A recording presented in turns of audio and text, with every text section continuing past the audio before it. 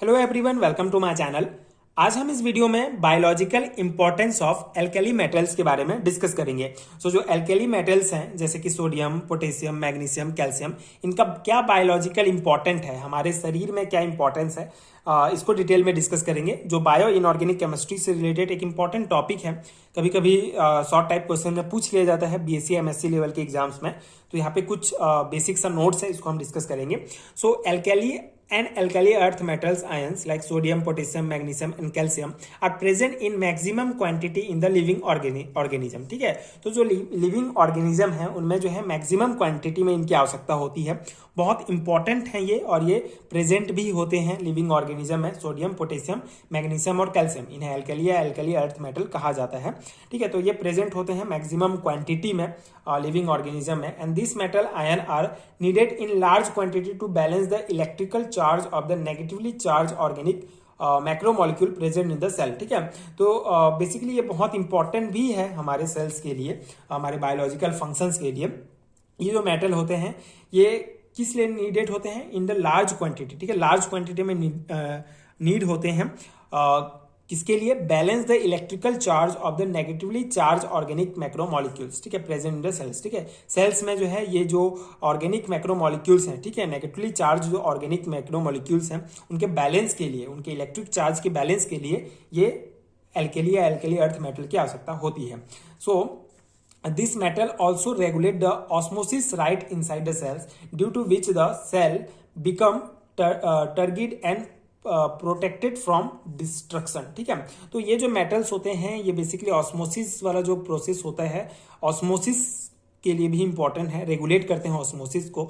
इनके प्रेजेंट में जो सेल्स है ये टर्गिड मतलब कि फूल, मतलब थोड़ा सा फूला टाइप से रहता है, और ये जो है डिस्ट्रक्शन से भी, बाहरी जो डिस्ट्रक्शन है उससे भी जो है ये प्रोटेक्ट करता है। ये सेल्स के अंदर जो भी न्यूक्लियस प्रेजेंट होते हैं उनको भी प्रोटेक्ट करने का काम करता है। ये जो एल्कली मेटल्स हैं ये बहुत इंपॉर्टेंट है। ठीक है, तो ऑस्मोसिस प्रोसेस को रेगुलेट करते हैं जिससे सेल्स जो है प्रोटेक्टेड रहता है।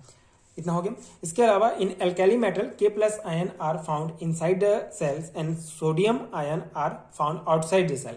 The sodium potassium pump control the concentration of this two ions. ठीक है, तो ये हमने पिछले वीडियो में डिटेल में डिस्कस किया है सोडियम पोटेशियम पंप के बारे में।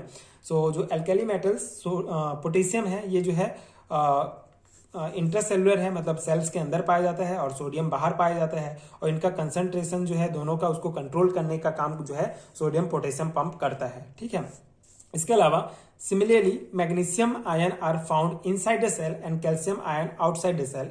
Calcium ion form calcium phosphate and are used in the formation of bones and test. ठीक है, तो सिमिलरली जैसे पोटेशियम जो है इनसाइड सेल्स के अंदर पाया जाएगा और सोडियम सेल्स के बाहर, उसी प्रकार जो है मैग्नीशियम है ये जो है इनसाइड सेल के अंदर पाया जाएगा और कैल्शियम जो है सेल के बाहर होगा। तो calcium ion form calcium phosphate, ये जो कैल्शियम आयन है कैल्शियम फास्फेट बनाएगा, जो कि यूज किया जाता है हमारे बोन और टीथ के फॉर्मेशन में। ठीक है, बहुत इंपॉर्टेंट है। इसके अलावा जो मैग्नीशियम आयन है ये biological activity by forming complex with ATP. So ये मैग्नीशियम आयन जो है ये बायोलॉजिकल एक्टिविटी में कंट्रीब्यूट करता है।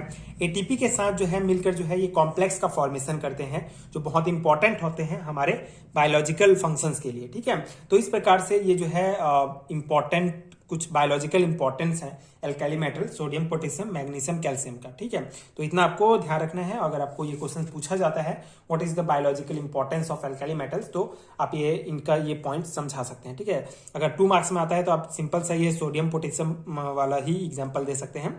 3 मार्क्स में पूछा जाता है तो मैग्नीशियम कैल्शियम का भी एग्जाम्पल दे सकते हैं। सेम है दोनों का। ठीक है, कोई ज़्यादा डिफरेंस नहीं है। सो ये था कंप्लीट डिस्कशन। आई होप आपको समझ में आ गया होगा, एंड ये नोट्स आपके एग्जाम प्रिपरेशन के लिए हेल्पफुल रहा होगा। ये बायो इनऑर्गेनिक केमिस्ट्री का लास्ट वीडियो है। जितना भी इंपॉर्टेंट टॉपिक्स था बायो इनऑर्गेनिक केमिस्ट्री से रिलेटेड मैंने डिटेल में डिस्कस किया है।